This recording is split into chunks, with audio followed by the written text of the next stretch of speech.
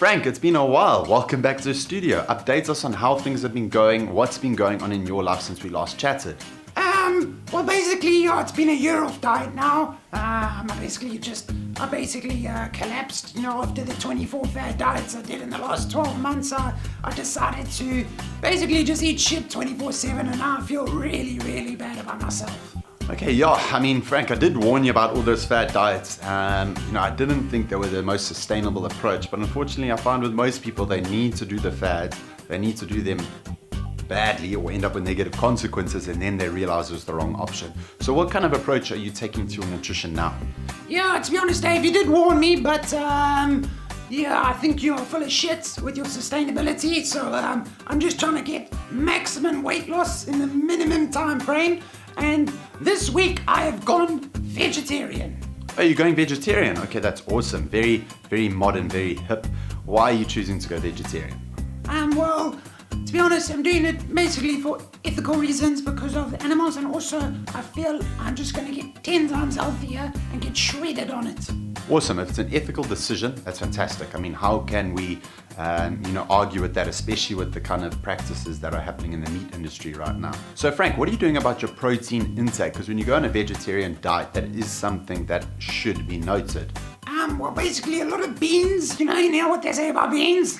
A lot of chickpeas, a lot of vegetables, pretty much that's the crux of it. Oh, there we go, Frank. Well, I should just warn you that is a common error that a lot of vegetarians make, is that they think that just replacing meat with something like kidney beans or chickpeas or lentils is going to do the job as meat normally does the job. But when you look at the macro breakdown of these beans and chickpeas and stuff, their protein content is very, very low compared to something like meat.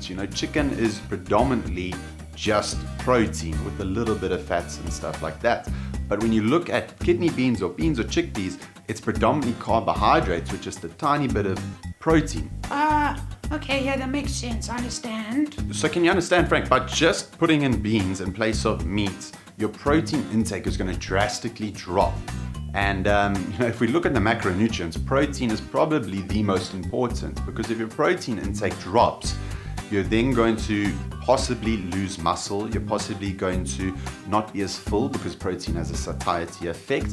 Muscle building is definitely going to be much harder when your protein intake isn't adequate.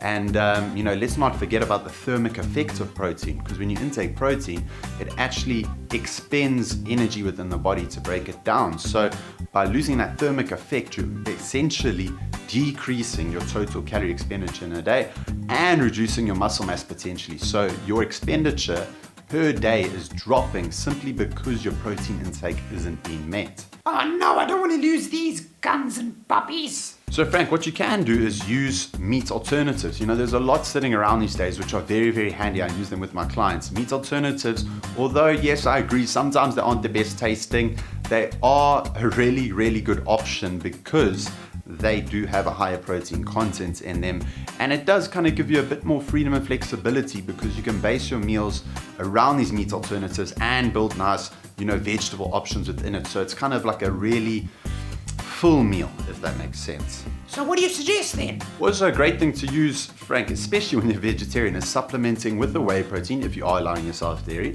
or a plant protein, because these things are quite high in their protein content while the carbs and fats are low. So it's really, really good.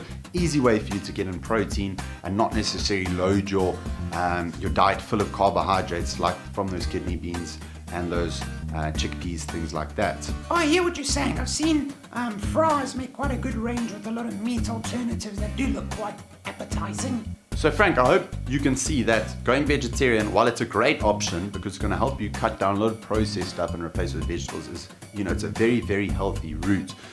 Blindly following a vegetarian approach without understanding the inner workings of it isn't going to work out well. You see it often where I see people come to me and say, Dave, I went vegetarian 6 months ago and I put on 5 kgs. I'm tired, I'm lethargic, I'm not feeling great. And that comes from the fact that they've loaded their diet full of carbohydrates and their protein intake has gone down.